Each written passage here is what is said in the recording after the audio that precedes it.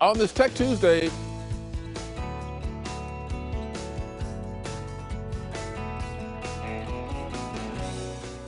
I always forget to wait until the little I do music too. plays. Sometimes they yank our mics off, sometimes they don't. Yeah, okay.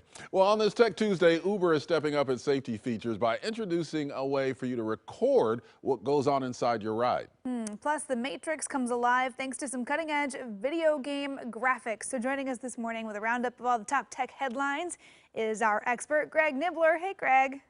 Good morning. Yeah, so the new Matrix movie coming out December 22nd, the latest iteration in that. And now, if you have a PlayStation 5 or an Xbox Series X or S, the latest consoles, you can try playing the actual game with The Matrix Awakens. This popped up yesterday from Unreal Engine 5, and it's really there to showcase the latest and greatest in graphics when it comes to video games. It's also a great marketing move by them. No word if it's going to be a full real game, but the demo version you can download now. It'll unlock on December 9th, but again, only if you have those newest consoles because it's using those top-end graphics. And the graphics are really pretty amazing that they've created with these things. So Keanu Reeves, once again, as you saw kind of in that little teaser, rendered into a video game. I don't know how many times it's been for him. It's at least like 4 or 5 total. But he is now in that, and it looks so real. It actually threw me off for a second. I wasn't paying close attention. I thought that was actually him teasing it, but that is a video game rendering, presumably, of him. Yeah, I thought that was him too. Yeah, that is Right? incredible. So realistic. It's amazing. Yeah, so this Unreal Engine 5, it's available for video game developers to utilize. And there's not a lot of games using it yet, but it's so photorealistic. They also have for the background, they've shown some demos where like the light, even tiny minutia in the background, like a rock, the light actually hits it and you see the shadow. So it's going to be a cool demo if you have one of these highest end consoles. I definitely recommend downloading it. It's free and you'll be able to try it out there on December 9th.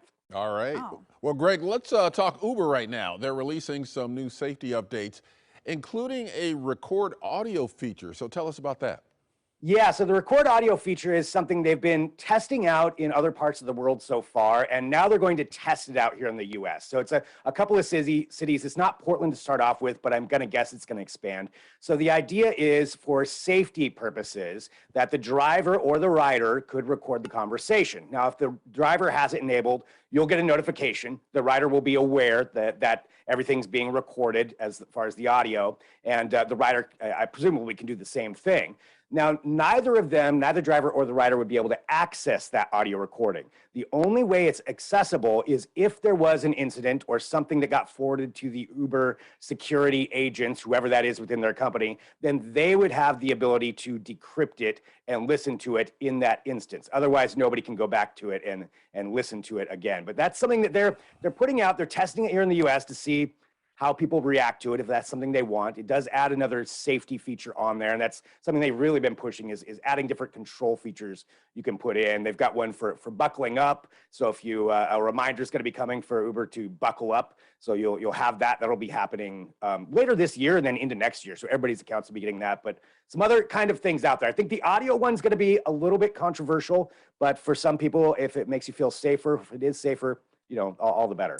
Yeah, I mean, it's interesting. I feel like we've seen more and more a lot of drivers putting their own dash cams into their cars, Yes. you know, recording into the car so that they have a record. And, you know, this way, at least it's being stored and encrypted somewhere because, you know, that I guess, you know, you don't know what they're going to do with their video ultimately. But yeah, I think everyone's just kind of wanting ways to make sure they're safe. Yeah, definitely. So this way, you know, all parties involved will feel Yeah. a little safer about taking those trips. Yeah, and in the loop. Yeah, interesting. Hey, we were talking about this earlier on the show this morning. We wanted to ask you about this story. University of Tasmania creating a black box monolith for Earth. A black box for Earth. I mean, they want to record all this climate data. It's really interesting.